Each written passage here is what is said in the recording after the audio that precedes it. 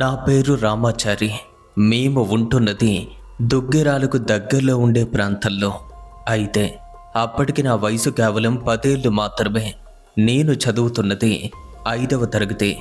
మా బడిలో చదువుకుంటున్న పిల్లలంతా చూసుకుంటే దాదాపుగా 30 మంది వరకు మాత్రమే ఉండేవారు.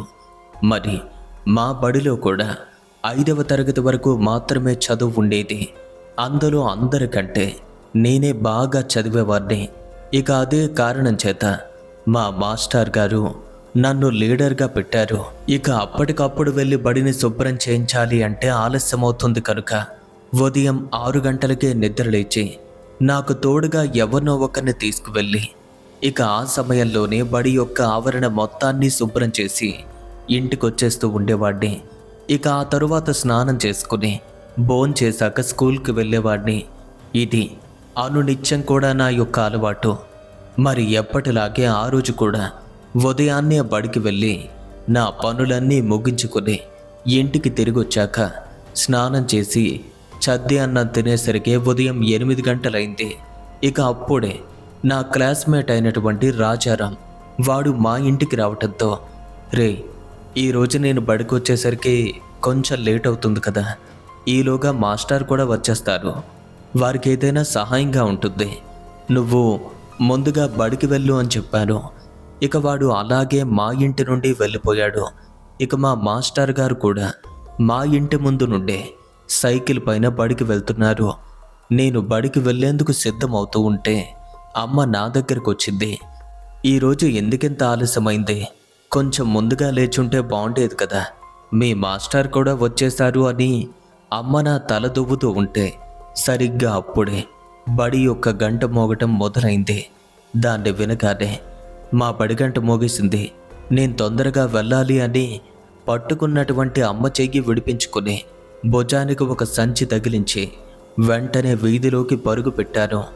ఇక అప్పటికే పిల్లలంతా కూడా బడి వైపుగా వెళ్తున్నారు. ఇంతలో నేను కూడా వారి వెంటే పరుగులు పెడుతుంటే మా వీధి చివరగా మా బడికి కొద్ది దూరంలో ఉన్నటువంటి ఒక ఇంటి ముందు నిల్చున్నటువంటి ఒక ఆమె పరిగెత్తుకుంటూ వెళ్ళిపోతున్నటువంటి నన్ను పిలిచింది. అంతకుముందు ఎప్పుడూ కూడా చూడని ముఖమది. అందుకే తన పిలుపు పట్టించుకోకుండా కొద్ది దూరం వెళ్ళి మళ్ళీ వెనక్కి తిరిగి చూస్తే, ఎవరిమే నన్నెందుకు పిలుస్తుంది అని మళ్ళీ వెనక్కి వచ్చి, ఏం కావాలి మీకు, మీరు ఊరికి కొత్తగా వచ్చారా అని అడగ్గా, అందుకు తాను నా చేతిలో ఒక రూపాయి నోటు పెట్టి, రే తమ్ముడు, నువ్వు అన్నట్టుగానే మీ ఊరికి కొత్తగా వచ్చాంరా, ఇదిగో ఇదే ఇంట్లో అద్దెకుంటున్నాం, అందుకే ఈ కిరాణా షాప్ ఎక్కడుందో కూడా నాకు తెలీదు, నువ్వేమీ అనుకోకపోతే ఒక చిన్న సాయం చేసి పెట్టు, ఈ రూపాయితో చక్కెర తీసుకొస్తావా అని చెప్పింది. ఇక నేను కొంచెం తరబడుతూ, అక్క ఇప్పటికే బడిగంట మోగింది, ఇప్పుడు కానీ ప్రార్థనకు వెళ్ళకపోతే మాస్టర్ కొడతారు, పోనీ తరువాత తెచ్చిపెట్టనా అని చెప్పగా, సరే అయితే ఇంటర్వెల్కి ఒక్కసారి వస్తావా అని అడిగింది. అందుకు నేను సరే అక్క వస్తాను అని చెప్పి వెంటనే బడికైతే వెళ్ళిపోయాను. ఇక ప్రార్థన పూర్తి కావటంతో మేమంతా కూడా క్లాసులోకి వెళ్ళిపోయాం. మాస్టర్ గారు వచ్చి క్లాస్ చెప్తున్నారు. ఇప్పుడుండేటటువంటి ఈ స్పెషాలిటీ క్లాసులు ఆ రోజుల్లో లేకపోవటంతో 5 తరగతుల వాళ్ళం కూడా ఒకే గదిలో కూర్చున్నాం. మా మాస్టర్ గారు ఒక్కొక్క తరగతికి ఒక్కొక్కసారి చదువు చెప్తున్నారు. ఇలా 10:30 అయ్యేసరికి ఇంటర్వెల్ టైం అయింది. నేను వెళ్ళి గంట మోగించడంతో బడిలో ఉన్న పిల్లలంతా బయటకొచ్చారు. ఇక అప్పటికే సమయం కోసం చూస్తున్న నేను పరుగున ఆ ఇంటి ముందు నిలబడి, అక్క కిరాణా షాప్కి వెళ్ళమని చెప్పారు కదా, ఇప్పుడు ఇవ్వండి వెళ్తాను అని అడిగాను. అందుకు తాను వెంటనే లోపల నుండి బయటకొచ్చింది. మళ్ళీ అదే రూపాయి నోటు నా చేతిలో పెట్టి, దీంతో చక్కెర తీసుకొనిరా, ఇంకో చేతిలో ఉన్న పావలా బిళ్ళ తీసి నా చేతిలో పెట్టి, దీంతో ఏమైనా కొనుక్కో అని చెప్పింది. కానీ నాకు కొనుక్కోవటానికి డబ్బులు వద్దు అని చెప్పాను. పర్వాలేదురా ఏమైనా కొనుక్కో, అక్కనే కదా అని చెప్పి పంపింది. ఇక బడికి వెళ్ళిపోవాలి కదా అన్న ఆలోచనతో వేగంగా వెళ్ళి కిరాణా షాప్లో ఉన్నటువంటి చక్కెర కొనుక్కుని ఆ ఇంటికి వెళ్ళాను. ఇక అక్క చేతిలో చక్కెర పెట్టి మళ్ళీ బడికైతే వచ్చేసాను. ఇక అది మొదలు అక్కడితోనే మా ఇద్దరికీ స్నేహం కుదిరింది. ఇక ఆ రోజు సాయంత్రం బడి విడిచిపెట్టగానే ఇంటికి వెళ్ళిపోతుంటే ఆమె నా కోసం ఎదురు చూస్తూ గడపలో కూర్చుంది. నేను అటువైపు రావటంతోనే నన్ను ఇంట్లోకి రమ్మని పిలిచింది. ఇంట్లోకి వెళ్ళి చూస్తే అప్పటికి తాను ఎవరో తెలీదు. కానీ నాకు తరువాత అర్థమైంది తన భర్త అని. నిజానికి అప్పటికి ఆ జంట చూడటానికి చాలా ముచ్చటగా ఉండేవారు. కానీ అనుకోని అతిథుల్లా ఒక్కసారిగా మా ఊరికి రావటానికి కారణమేంటో కూడా నాకు తెలీదు. 4 రోజులు గడిచాక మా ఊరి వాళ్ళు అక్కడక్కడ మాట్లాడుకుంటున్నారు. వారు ప్రేమికులని, ఇంట్లో పెద్దవాళ్ళు పెళ్లికి ఒప్పుకోకపోవడంతో వారిద్దరూ కూడా లేచిపోయి వచ్చారని ఇలా వారి గురించి మాట్లాడుకుంటూ ఉంటే నిత్యం కూడా వాళ్ళ ఇంటికి వెళ్ళి కాసేపు నేను గడుపుతున్న సమయంలో ఇక వారు చాలా మంచివారు అన్న విషయం నాకైతే క్రమక్రమంగా అర్థమైంది. ఇలా నన్ను కిరాణా షాప్కి పంపించిన ప్రతిసారి ఎంతో కొంత లేదా ఏదో ఒకటి కొనుక్కోమని డబ్బులు ఇస్తూ ఉండేవారు, లేదా తినటానికైనా ఇచ్చేవారు. ఇక అప్పటి నుండి కూడా నేను మా అమ్మను డబ్బులు కొనుక్కోవటానికి అడగటం మానేశాను. అయితే వారం రోజులు పోయేసరికి మా అమ్మకి ఏదో అనుమానం వచ్చింది. ప్రతిరోజు కొనుక్కోవటానికి డబ్బులు అడిగే వీడు ఇప్పుడెందుకు అడగటం లేదు, కారణం ఏంటి అని. ఇక ఆ రోజు బడి నుండి ఇంటికి వెళ్ళగా, రే రామాచారి, ఎప్పుడు కూడా నన్ను డబ్బులు ఇవ్వమని వేధించేవాడివి, కానీ ఈ మధ్య అడగటం లేదు, ఏమైంది అని అడిగింది. అప్పుడు నేను వెంటనే అసలు విషయాన్ని చెప్పాను. కొత్తగా 2 భార్యాభర్తలు ఆ ఇంట్లో ఉంటున్నారు. వాళ్లకు సరుకులు తెచ్చే క్రమంలో ప్రతిసారి నాకు ఇస్తున్నారు, అందుకే నేను డబ్బులు అడగటం లేదు అని చెప్పగా, నా మాటలు విన్నటువంటి అమ్మకు నిజంగా వారు చాలా మంచివారు అని అర్థమైంది. ఇక మా అమ్మ ఆ మరుసటి రోజే ఆ ఇంటి వైపుగా వెళ్తూ గడపలో కూర్చున్నటువంటి ఆవిడను పిలిచి, అంటే అక్కను పిలిచి నా గురించి అంతా వివరంగా చెప్తూ అమ్మ తనను తాను కూడా పరిచయం చేసుకోవటం జరిగింది. ఈ విధంగా అమ్మకి అలాగే తనకి మొదటి పరిచయం ఏర్పడింది. ఇంతలో మరికొంతమందితో ఆమె మంచిగా పరిచయాన్ని పెంచుకుంది.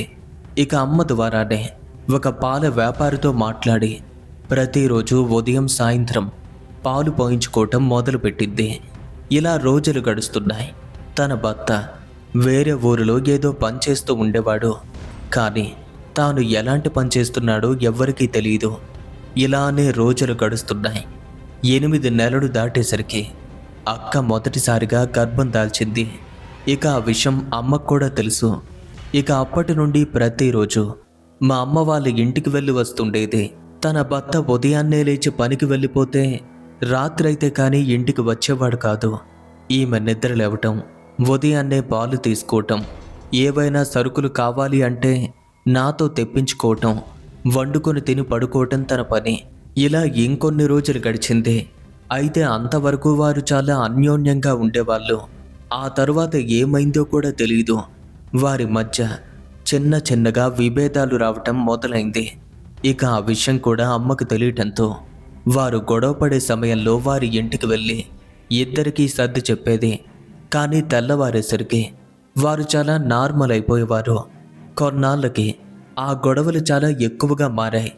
కానీ రాత్రంతా గొడవలు పడినా సరే తెల్లవారేసరికి యథావిధిగా మాట్లాడుకునేవారు. ఇదంతా గమనిస్తున్న చుట్టుపక్కల వాళ్ళు గొడవ పడే సమయంలో మా అమ్మలాగే వారికి కూడా సర్ది చెప్పేవాళ్ళు.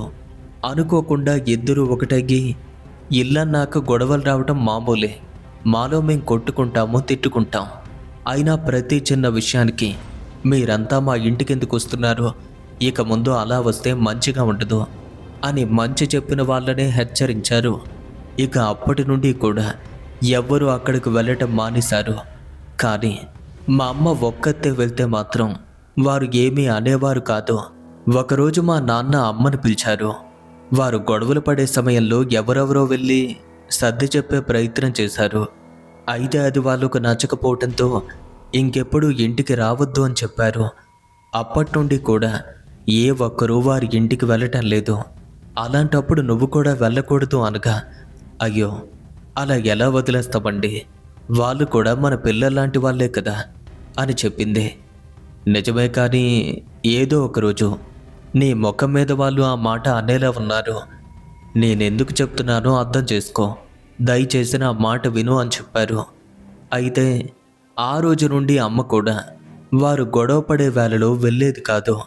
ఇలా కొద్ది రోజులు గడిచేసరికి ఒకరోజు అక్క మా ఇంటికొచ్చింది. అమ్మా, ఈ మధ్య మా ఇంటికి రావటం లేదేంటి, ఎందుకు మానేశారు అని అడిగింది. అందుకు అమ్మకు ఏ సమాధానం చెప్పాలో కూడా అర్థం కాలేదు. ఇంట్లో పనులు కొంచెం ఎక్కువగా ఉన్నాయమ్మా, అందుకే రాలేకపోతున్నాను అని అబద్ధం చెప్పింది. ఇక కొద్దిసేపు మాట్లాడి ఆ తరువాత వాళ్ళ ఇంటికైతే పంపించేసింది. ఇక అలాగే రోజులు గడుస్తున్నాయి. అప్పటికి అక్కకు మెల్లగా ఇంకో నెల కూడా ప్రవేశించింది. ఒక్కోసారి ఆరోగ్యపరంగా చిన్న చిన్న సమస్యలు వచ్చేటప్పుడు తప్పనిసరి పరిస్థితుల్లో అమ్మ అయితే అక్కడికి వెళ్ళేది వచ్చేది. కానీ వారు మాత్రం అమ్మను ఏ ఒక్కరోజు ఒక్క చిన్న మాట కూడా మాట్లాడలేదు. అయితే వీధిలో వాళ్ళు మాత్రం మమ్మల్ని అయితే వాళ్ళ ఇంటికి రానివ్వటం లేదు, కానీ నిన్ను మాత్రమే వాళ్ళ ఇంటికి రాణిస్తున్నారు. అంటే మీ మధ్యలో ఏదో రహస్యం దాగి ఉంది అనేసరికి ఆ విషయం గురించి తెలుసుకున్న నాన్న, చూసావా, అందుకే వాళ్ళ ఇంటికి వెళ్ళొద్దు అని చెప్పారు. ఇక 10 మంది 10 రకాలుగా మన గురించి మాట్లాడుకుంటారు. మనకి అలాంటి మాటలు పడాల్సిన అవసరం ఏమైనా ఉందా? ఇక ఆ రోజు నుండి కూడా అమ్మను ఆ ఇంటి వైపు వెళ్ళటం పూర్తిగా కట్టడి చేశారు. ఇక అమ్మ అక్కడికి వెళ్ళటం మానేసిన ఒక్క వారం రోజులు మాత్రమే అయింది. ఇక ఆ రోజు సాయంత్రం నేను కిరాణా షాప్లో సరుకులు కొని అక్కకిచ్చాను. ఇంటికి కూడా తిరిగి వచ్చేశాను. ఇక అప్పుడే తన భర్త కూడా ఇంటికొచ్చారు. సరిగ్గా ఆ టైంలోనే పాలు పోసే వ్యక్తి కూడా అక్కడికి రావటం, వారికి పాలు పోసాక మా ఇంటి వైపుగా వచ్చి మాకు కూడా పాలు పోసి వేరే వాళ్ళ ఇళ్లకు వెళ్ళే టైంలో సరిగ్గా మళ్ళీ అదే గొడవ వారిద్దరి మధ్య మొదలైంది. అయితే వారు గొడవ పడే ప్రతిరోజు ఓ గంట సమయంలోనే అయిపోయేది. కానీ ఆ రోజు మాత్రం ఎంతకీ ఆ గొడవ అయితే ఆగలేదు. ఇక మా ఇంటికి సరుకులు అవసరం కావడంతో నేను ఆ ఇంటి ముందు నుండే వెళ్తున్నాను. చీకటి పడ్డాక కూడా కిరాణా షాప్కి అయితే వెళ్ళారు. ఇక ఆ సమయంలో కూడా వారింకా గొడవ పడుతూనే ఉన్నారు. నేనేమీ పట్టించుకోలేదు. రాత్రి 8 గంటలైంది. అయినా సరే ఇంకా అదే గొడవ. ఆ తరువాత నేను భోజనం చేసి నిద్రపోయాను. ఇక అప్పుడనగా నిద్రపోయినటువంటి నేను ఉదయం 6 గంటల వరకు లేవలేదు. ఇక ఆ టైంలో నిద్రలేచి అది 2001వ సంవత్సరం కావటంతో ఇప్పటి అంత బాత్రూమ్ ఫెసిలిటీ ఆ రోజుల్లో లేదు. అందుకే బాత్రూమ్కి వెళ్ళాలి అంటే ప్రతి ఒక్కరూ కూడా ఆరు బయటకే వెళ్ళేవారు. ఇక నేను కూడా మా స్కూల్ వెనుక భాగాన ఉన్నటువంటి ఓ చెరువుకు దగ్గరగా వెళ్తుంటే అక్క వాళ్ళ ఇంటి దగ్గరకు చేరుకునేసరికి ఆ తలుపు అయితే ఇంకా మూసేసి ఉంది. అది చూసి ఇంకా నిద్ర లేవలేదేమో అనుకున్నాను. ఇక నేనైతే చెరువుకు వెళ్ళాను, రావటం కూడా జరిగింది. ఇక అప్పటికీ కూడా ఇంకా తలుపు అయితే మూసేసి ఉంది.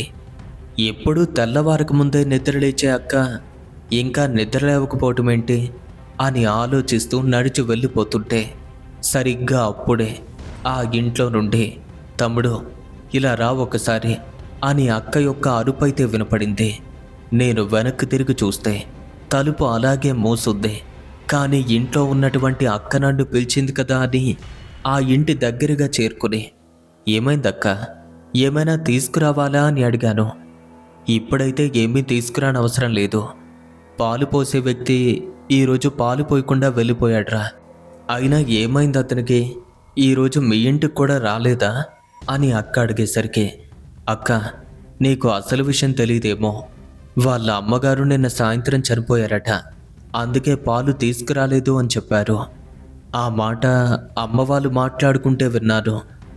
ఇంకా తలుపు తెరవకుండానే తాను అలా ఇంట్లో నుంచి మాట్లాడుతుంది.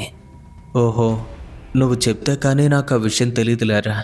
పోనీలే, చెప్పి మంచి పని చేసావు, లేదంటే ఇంకేదో అనుకునేదాన్ని. మరి ఇప్పుడు ఏం చేయాలరా? మీ బావగారు కూడా ఈరోజు డ్యూటీకి వెళ్ళలేదు. తాను నిద్ర లేవగానే టీ తాగటం చాలా అలవాటు. చిన్న ఏమీ అనుకోకపోతే ఒక పని చేయరా, దొడ్లో ఉన్నటువంటి పొయ్యి మీద నీళ్ళ కడవ ఉంది కదా, ఆ కడవపై ఉన్నటువంటి మూతను తీసి అందులో ఉన్నటువంటి చెంబు తీసుకో.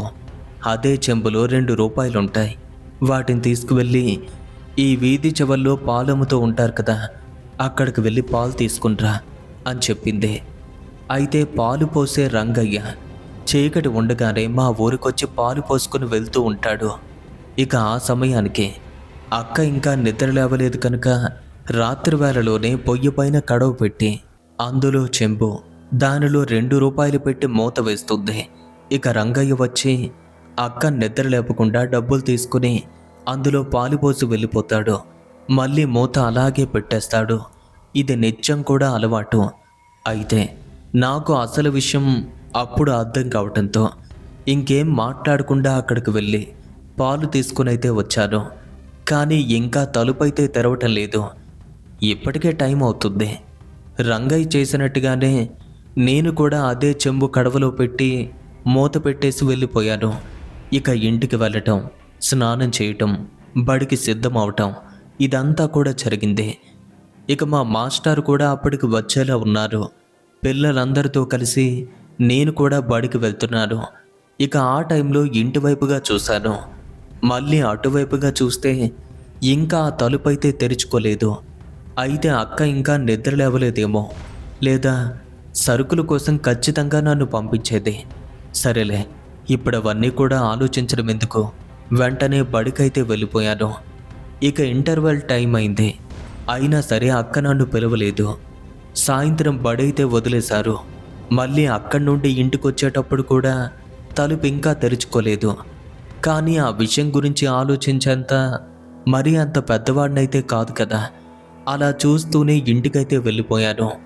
ఇక ఇంట్లో ఉన్నటువంటి మా అమ్మతో, అమ్మా, ఈరోజు అక్క కనిపించలేదేంటి, కనీసం తలుపు కూడా తెరవలేదేంటి, నేను అదే మార్గంలో వెళ్ళి వచ్చాను, ఉదయం పాలు మాత్రమే తీసుకొచ్చాను అని చెప్పగా, ఏమోలేరా, ఇప్పుడు వారి గురించి ఆలోచించాల్సిన అవసరం ఏముంది, నీ పనేదో నువ్వు చూసుకో అని చెప్పింది. ఇక ఏం మాట్లాడకుండా ఒక చోట కూర్చుని నేను హోంవర్క్ చేస్తున్నాను. సరిగ్గా అంతలోనే నా ఫ్రెండ్స్ అయితే చాలామంది వరకు ఆడుకుంటూ అలా బడి వైపుగా వెళ్తున్నారు. ఇక అప్పటికే నా యొక్క హోంవర్క్ కూడా పూర్తయింది. నేను వాళ్ళతో పాటు బడి వద్ద ఆడుకోవటానికి వెళ్తుంటే అప్పటికీ కూడా అక్క వాళ్ళ తలుపైతే తెరుచుకోలేదు. కానీ దాని గురించి పెద్దగా పట్టించుకోకుండా పిల్లలందరితో కలిసి ఆడుకుంటూ లోపలికైతే వెళ్ళిపోయాను. ఇక ఇంతలో నా క్లాస్మేట్ అయినటువంటి ఆదినారాయణ, వాడైతే నన్ను పిలుచుకుంటూ వస్తున్నాడు. ఇక ఆడుతున్నటువంటి నేను, ఏమైందిరా అంత గట్టిగా అరుస్తున్నావేంటి అని అడగ్గా, రే రామాచారి, ఈ చివరింట్లో మాలితి అక్క వాళ్ళు ఉంటారు కదరా, ఆ అక్క నేను కిరాణా షాప్కి వెళ్ళమని చెప్పింది. నా చేతికి డబ్బులు ఇచ్చింది, ఇదిగో అని ఆ డబ్బులైతే నా చేతిలో పెడుతూ, ఉప్పు అలాగే కారం తీసుకొని వచ్చి ఇంటి బయట ఓ కడ ఉంటుందంట కదా, దానిలో వాటిని పెట్టమని చెప్పింది అనగా, రే ఆది, ఆ ఇంటి తలుపు ఇప్పుడు తెరుచుకుని ఉందా అని అడిగాను. నేను వచ్చేటప్పుడైతే ఓపెన్ ఉందిరా, నాకు ఈ డబ్బులు ఇచ్చింది, ఆ తర్వాత మళ్ళీ మోసేసింది అని చెప్పేసరికి ఇక నాకేమీ అర్థం కావటం లేదు. అవునా, సరేలే అని వెంటనే ఆ డబ్బులైతే అందుకుని కిరాణా షాప్కి వెళ్ళి తాను చెప్పినట్టుగానే సరుకులు కొనుక్కొని వాళ్ళ ఇంటికైతే వెళ్ళాను. కానీ అప్పటికీ కూడా తలుపులైతే మోసేసి ఉన్నాయి. ఈసారి నేరుగా తలుపులకు దగ్గరగా చేరుకుని, అక్క, సరుకులు తీసుకొచ్చాను, తీసుకుంటావా అని అడిగాను. చిన్న, తర్వాత తీసుకుంటాన్రా, నువ్వు వాటిని అక్కడే పెట్టి వెళ్ళిపో అని చెప్పింది. ఇక నేను అలాగే కడవ దగ్గరకు చేరుకుని మూతను తీసి అందులో సరుకులు పెట్టబోతుంటే ఉదయం అనగా నేను పెట్టినటువంటి పాలు ఇంకా అక్కడే ఉన్నట్టు కనిపించాయి. కానీ వాటిని అక్కడే వదిలిపెట్టడానికి కారణమేంటో కూడా తెలీదు. ఇక నేను కూడా ఏమీ ఆలోచించలేదు.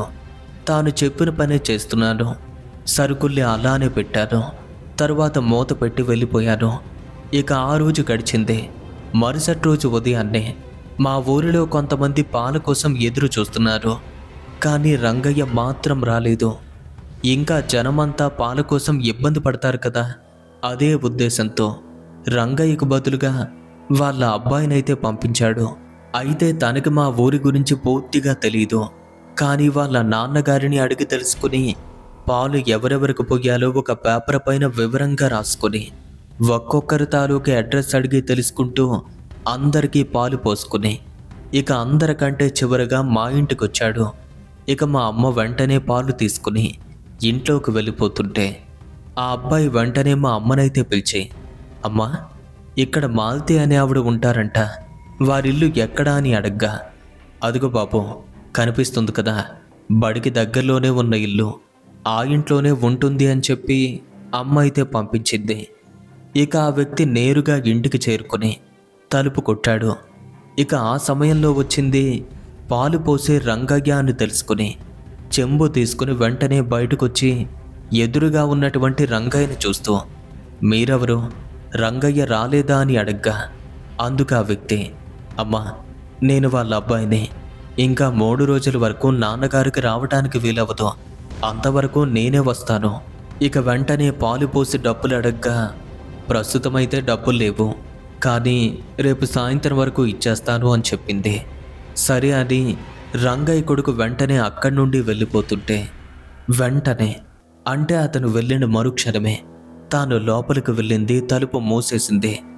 ఇక యథావిధిగా నేను నిద్రలేచే సమయానికి బాత్రూం కోసమని చెరువు వైపుగా వెళ్తున్నాను. అప్పటికీ కూడా ఆ తలుపు అలాగే మోసుకుని ఉంది. నేను కూడా అలా చూస్తూనే వెళ్ళిపోయాను.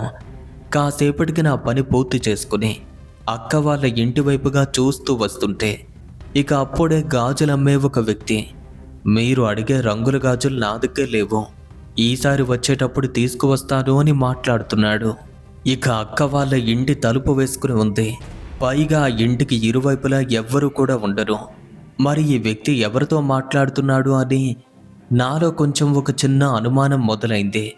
కానీ ఆ వ్యక్తి క్లోజ్ చేయబడి ఉన్నటువంటి ఆ తలుపు వద్దకు చేరుకుని, సరే అమ్మా, ఈసారి నేను వచ్చేటప్పుడు మీరు చెప్పినటువంటి గాజులైతే పక్కా తీసుకొస్తాను అలా చెప్పేసరికి అప్పుడు నాకు విషయం అర్థమైంది, తాను అక్కతో మాట్లాడుతున్నాడు అని. కానీ అక్క మాత్రం తలుపు తెరవటం లేదు. నేను అలాగే ఇంటికి వెళ్ళాను, స్నానం కూడా చేస్తున్నాను. ఇక అప్పుడే అమ్మ నా దగ్గరికి వచ్చింది. రామాచారి, ఈరోజంత తొందరగా వచ్చేసావేంటి, మాలతి నీకు ఏ పని చెప్పలేదా అని అడిగింది. లేదమ్మా, కనీసం తలుపు కూడా తెరవలేదు అని బదులిచ్చాను. ఆ తరువాత భోజనం తినేసి బట్టలు వేసుకుని సంచి భుజానికి తగిలించుకుని బడివైపుగా వెళ్తున్నాను. ఇక అప్పటికి సమయం దగ్గర పట్టడంతో ఇంతలో మాస్టర్ కూడా వచ్చేశారు. ఆ తర్వాత బెల్ కొట్టడం, పనులన్నీ చేసుకోవటం, స్కూల్కి వెళ్ళటం, ఇంటర్వెల్ ఇవ్వటం కూడా జరిగింది. అయితే ఇంటర్వెల్ టైం ఆ రోజు అక్క డబ్బులు ఇవ్వటం లేదు కనుక ఏదైనా కొనుక్కోవటం కోసం మా అమ్మగారికి డబ్బులు అడిగి తీరాలి అనుకున్నాను. ఇక అదే ఉద్దేశంతో ఇంటికి వెళ్తుంటే నేను అక్క వాళ్ళ ఇంటి ముందుకు చేరుకునేసరికి సరిగ్గా అమ్మ కూడా అటువైపే వస్తున్నట్టుగా కనపడింది. నన్ను చూసి, ఏరా, ఈ టైంలో ఎక్కడికి వెళ్తున్నావు అని అడిగింది. ఇంటికి వస్తున్నానమ్మా, కొనుక్కోవటానికి డబ్బులు కావాలి అని చెప్పగా, ఒక్క పైసా కూడా నా దగ్గర లేవు, కావాలంటే సాయంత్రం ఇస్తానులే అని చెప్పి బడికి పంపుతుంటే తానేదో మర్చిపోయినట్టుగా అమ్మకైతే గుర్తొచ్చింది. మళ్ళీ వెనుతిరిగి ఇంటికి వెళ్తుంటే నేను బడికి వెళ్తున్నాను. సరిగ్గా అప్పుడే అక్క వాళ్ళ ఇంట్లో నుండి తమ్ముడు అని అక్క పిలిచినట్టయింది. అటు తిరిగి వెళ్ళిపోతున్న నేను అక్కడే నిలిచి, నన్ను అక్క పిలిచినట్టుంది, ఏమైనా సరుకులు తీసుకురమ్మంటుందేమో, అలా అయితే నాకు కూడా కొనుక్కోవడానికి డబ్బులు ఇస్తుంది కదా, చిన్న పిల్లవాణ్ణి కదా.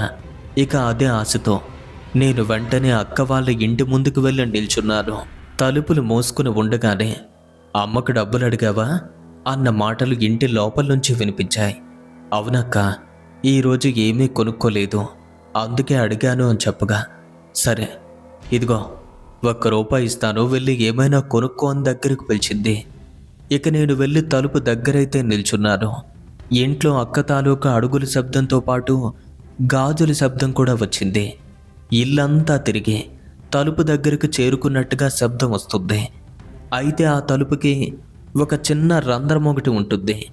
ఆ రంధ్రం లోపల నుండి ₹1 నోటుని ఇలా మొత్తానికి చుట్టి ఇలా బయటకు అందిస్తూ, ఈ రూపాయి కొనుక్కొని బడికి వెళ్ళిపో, అలాగే బడి నుండి సాయంత్రం వచ్చేటప్పుడు ఒక్కసారి నన్ను పిలువు, ఇంట్లో సరుకులన్నీ కూడా నిండుకున్నాయి కదా, వాటిని కూడా తెచ్చి పడుదువు గాని అని చెప్పింది.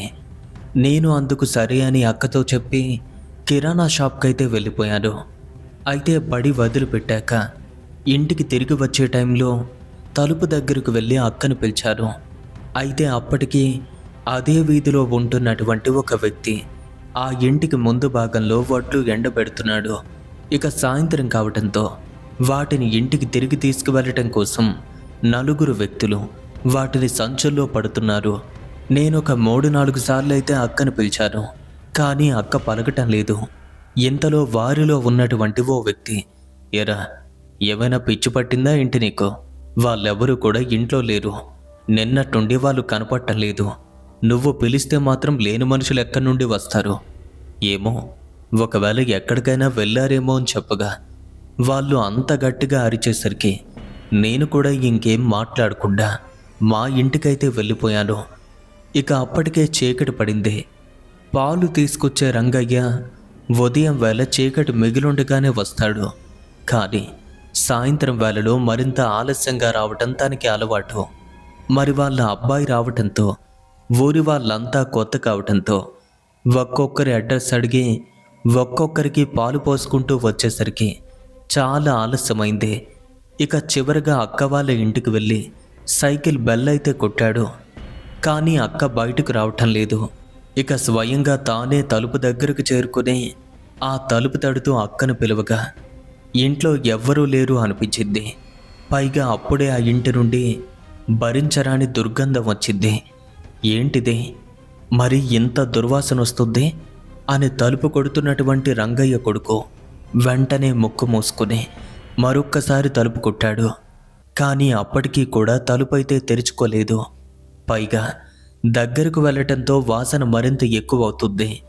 ఇక దాన్ని భరించలేక వెంటనే తిరిగి వచ్చేసి వేగంగా అక్కడి నుండి వెళ్ళిపోతున్నాడు. ఇక మా బడి మొత్తాన్ని దాటితే వేరే మార్గం అయితే ఉంటుంది. ఇక అదే మార్గంలో ప్రయాణిస్తే రంగయ్య వాళ్ళ ఊరికైతే వెళ్ళిపోవచ్చు. అందుకే తాను అదే మార్గంలో వెళ్దాము అనుకున్నాడు.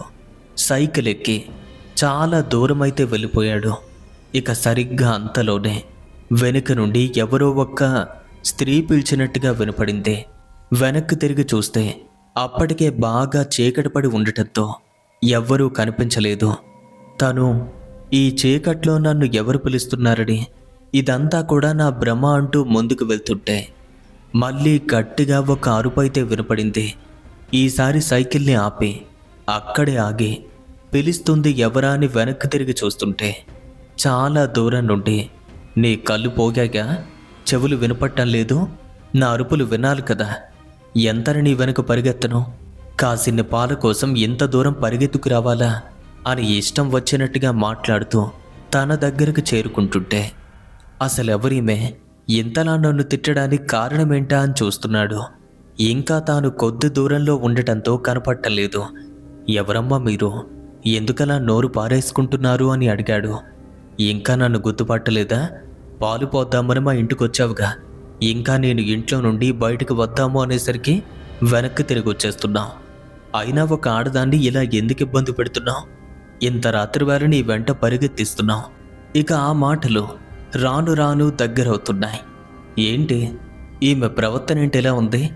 అసలు ఇలాంటి వారిని మా నాన్న ఎలా భరిస్తున్నాడు ఏంటో? పాల కోసం ఇంత రాత్రి వేళ నా వెంట పడ్డం ఎందుకు? పాలు పోద్దామని ఇంటికి వెళ్ళాను, అప్పుడేం చేసింది?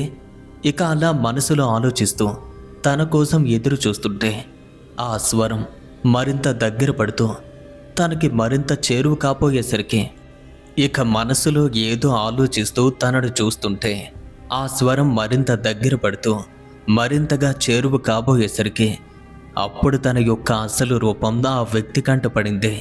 అది ఒక భయంకరమైనటువంటి ఆకారం. కళ్ళు మామూలుగానే కనిపించడం లేదు. ఆ కళ్ళ నుండి ఎర్రని కాంతి దూసుకొస్తుంది. గాలిలో తేలుతున్న ఒక స్త్రీ రూపంలో కనిపిస్తుంది. ఆ సమయంలో బయట ప్రపంచంలో గాలే లేదు. కానీ చుట్టూ ఎటువంటి గాలి లేకుండా తాను ధరించి ఉన్నటువంటి దుస్తులతో పాటు తలపై జుట్టంతా కూడా గాల్లో కొట్టుకుపోతున్నట్టు ఎగురుతుంది. ఇక ఇంతలోనే ఆమె స్వరం బొంగురుగా మారి అతి భయంకరమైనటువంటి గొంతు నుండి మాట్లాడుతుంటే ఆ వ్యక్తి వెన్నులో వణుకు పుడుతుంది. తనతో మాట్లాడుతున్నది తన కళ్ళ ఎదురుగా ఉన్నది మనిషి కాదని గ్రహించి వెంటనే సైకిల్ పైకి ఎక్కి తప్పించుకుని వెళ్ళిపోదాము అనుకున్నాడు. కానీ అదేమీ నడుస్తూ రావటం లేదు కదా, గాల్లో తేలుకుంటూ వస్తుంది. మరింత వేగంతో ముందుకొచ్చి సైకిల్ కంటే ముందుకు చేరుకుని పాలు తీసుకుని వెళ్ళిపోతున్న రంగయ్య కొడుకు యొక్క సైకిల్ పట్టుకుని దాన్ని గాల్లోకి లేపి అంత ఎత్తు నుండి క్రింద పడేసింది. ఇక రంగయ్య కొడుకు అక్కడికక్కడే పడిపోయాడు. ఆ క్షణం అతని శరీరంలో స్పర్శ లేదు. అలా క్రింద పడ్డ వ్యక్తి యొక్క దేహం అంతా బిగుసుకుపోతుంటే ఆ ఆకారం తన దగ్గరకు చేరుకుని, అందరికీ పాలు పోసి నాకివ్వకుండా వెళ్ళిపోతున్నావా? పిలుస్తుంటే కనీసం పట్టించుకోకుండా వచ్చేసావు. ఇప్పుడిక్కడి నుండి ఎలా వెళ్తావో చూస్తాను అని బెదిరించి మాట్లాడుతుంటే ఆ వ్యక్తి క్రింద పడి అలానే చూస్తున్నాడు. ఇక ఆ దృశ్యాన్ని కూడా ఎక్కువసేపు చూడలేక ఇంకా మరింత భయపడుతుంటే వెంటనే ఆ ఆకారం అతని గుండెలపైన కూర్చుని అక్కడి నుండి బయటపడకుండా చెయ్యాలని చూస్తుంది. ఇలా సుమారుగా 20 నిమిషాలు గడిచింది. ఇక అప్పటికే భయంతో నిండుకుని తన ప్రాణాలపైన కూడా ఆశ వదులుకున్నాడు.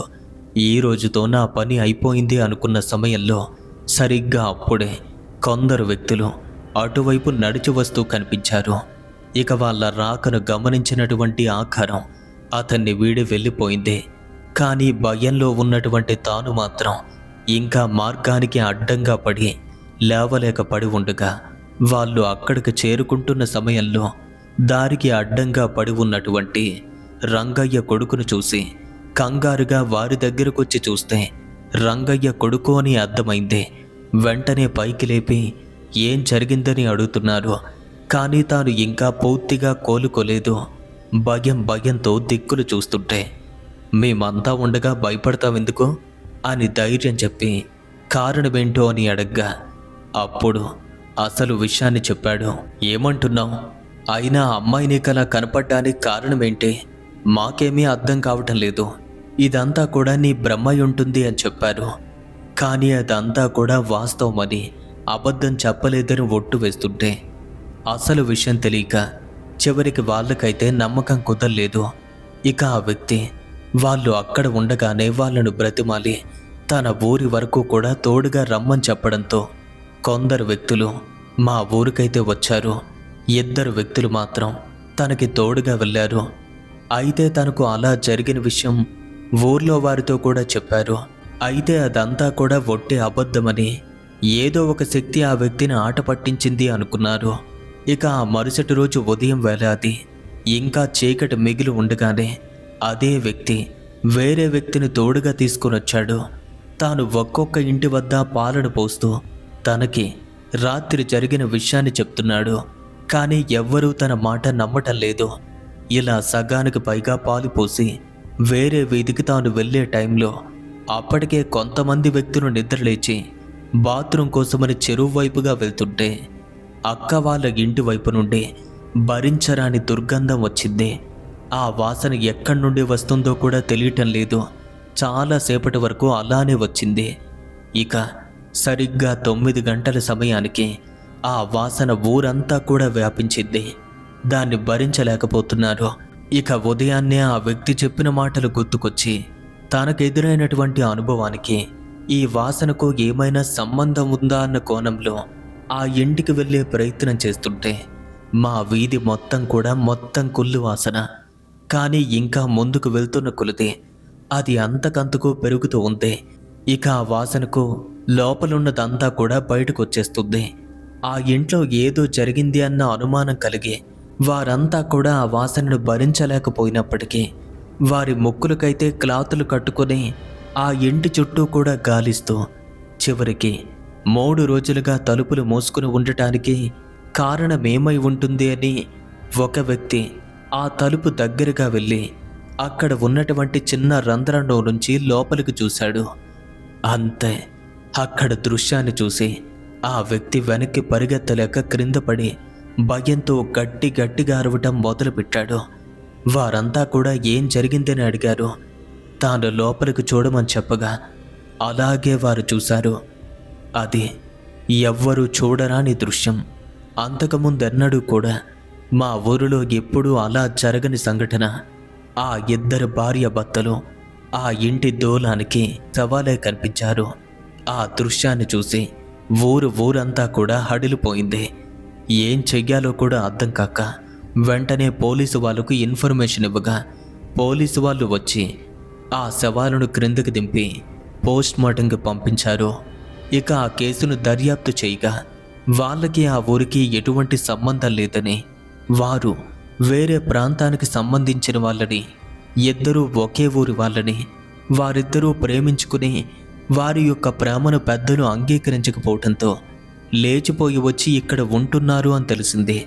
అయితే పోస్ట్మార్టం జరిగాక ఆ శవాలను మా ఊరి వాళ్లకు అప్పజెప్పాలి అని చూశారు.